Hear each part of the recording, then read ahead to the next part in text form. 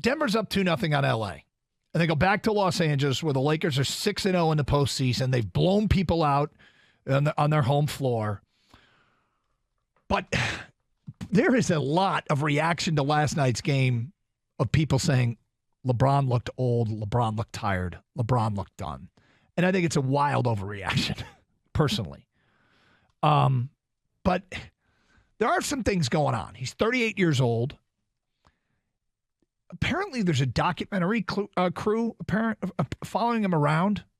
Oh, no way. Yeah. You mean he wants to have a documentary crew around him like Yep. Michael Jordan did? Yep. Okay. No way. But at 38, I mean, is this his last? This is his last dance? Is this his last legitimate shot at a ring? There's no doubt that he's going to hang on and keep playing because he wants to play with his kid. He wants to play with his kid. He's made it clear that that's the goal. And I do think it's not the kind of thing that he might be able to manipulate. I mean, he can because he can always go free agency when he wants, I guess. But the other thing is he can't control whether or not his kid's good enough to make it to the league. Can't control whether or not his kid's good enough. He can't control if the team that drafts his kid will want to sign him. It's a cool goal. I mean, I have to admit, I played beer league hockey. I kept hanging on thinking my son's my son's a couple years away. My son's a year away. Now my son's on our team, and it's fun playing together.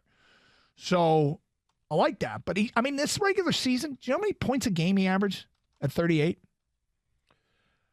I think 27, 28, something like that. 29 points a game. It was 28.9 points a game. But the load management thing, since he's gotten to L.A., he's averaging 55 games a regular season. Now, does this help him extend the career and reach the goal of playing with his son? And then maybe the bigger question is, do we even care? Okay? Because, Gator, it feels like we might have reached a vague passing of the torch.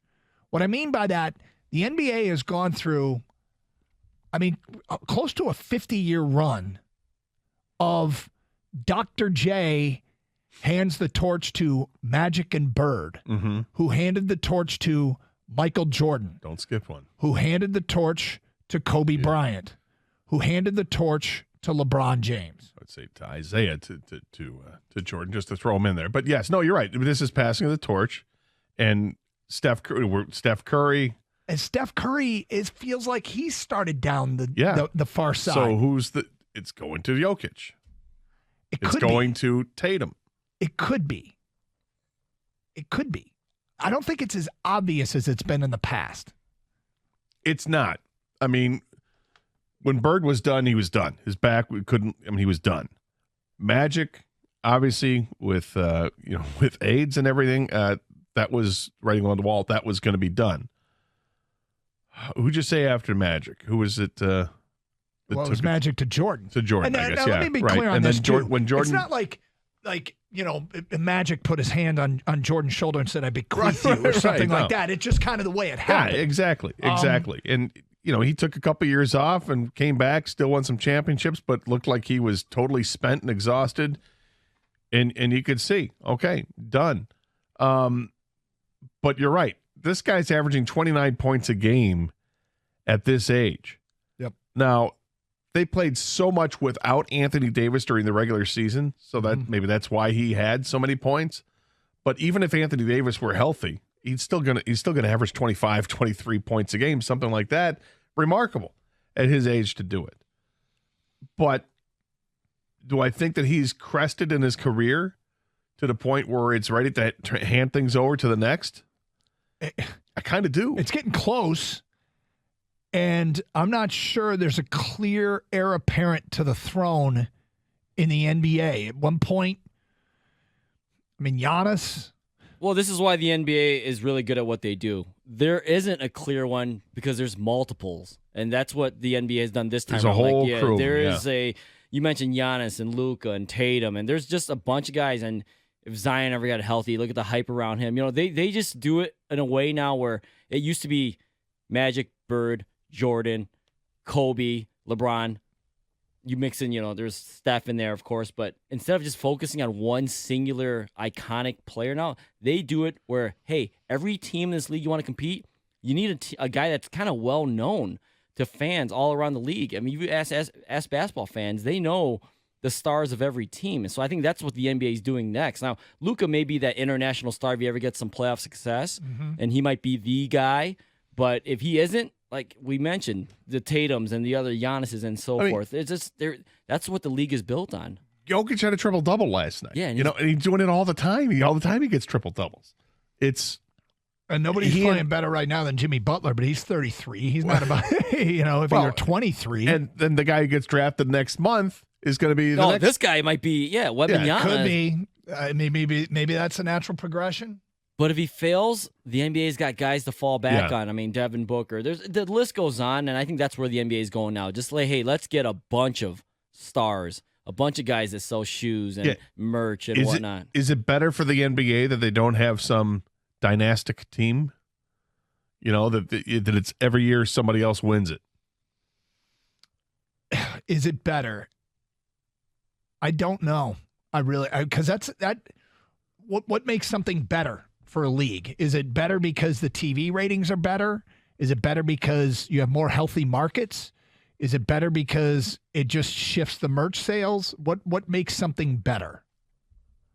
I think you have it in multiple markets. I like having healthy multiple I like markets. not knowing who's going to win because the talent is so good.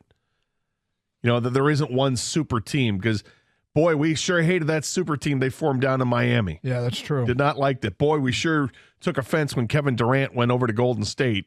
Boy, we sure didn't like what was going to happen in Brooklyn and other places, right? Yep.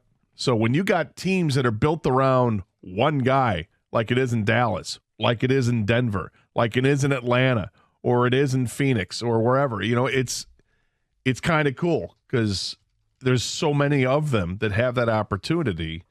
It creates interest everywhere. I think all the leagues, the major leagues, want their cake and eat it too, which is they want Dynasty, but they want every market to think they have a chance. Because you got to have a villain, and that's the Dynasty team usually. But you want everyone in the league to think, hey, we can knock off the villain. We could beat the Yankees. We could beat, the Lakers, right? But I think that Dynasty thing is good for leagues because you have someone to focus on. I think that they'd love to stagger it, like what it was in the 80s. It was staggered in the 80s, right? I mean, you had the Lakers but they're and dynasties, Celtics though. going, yeah, exactly. But then the Pistons were able to finally slay the Celtics, and the Celtics were done, right? So the Pistons took it the next level, and then Michael Jordan comes in and takes out the Pistons, and then it takes it's if they could stagger the stars, but right now there are so many stars. Well, it's cool, and yet is it the best? I don't know. When Adam Silver sits in his office with the doors closed in his inner circle and they talk about the health of the league, what are they citing? Are they citing TV ratings? Are they citing packed arenas? Are they citing merchandise sales? Are they citing social media engagements? It's probably a combination of all those things. The TV ratings for the opening round of this year's playoffs had the highest viewership in 12 years. So, okay. Well, because there are stars in the Final Four. Well, that was the opening weekend. Yeah, well, I'm saying, the stars everywhere, but now I can only imagine that the ratings are going to be better when you got, LeBron going in the Western Conference Finals against a guy that maybe not a whole lot of people have seen in Jokic, and then you're watching Jokic and you're seeing the numbers just accumulate and the triple doubles happen. You're like, wow, he's great. But then Jimmy Butler is playoff Jimmy taking on, Tatum and company. It's great. Look, I'm not the biggest basketball guy in the world, but I've been watching it. I'm loving this. I think they judge success by revenue, unfortunately, right? And it's kind of it's every league. Hey, the NBA is so successful because they have a huge contract with the TV networks, and guess what? When they come up for the next one, it's going to be even bigger, and salary cap goes up, players get paid more, the stadiums are getting filled. It's all about revenue, right? So are we seeing more? I guess when you go to LCA, you're going to get your fair share of Pistons jerseys, Cade Cunningham, Ivy, all those jerseys we're going to see.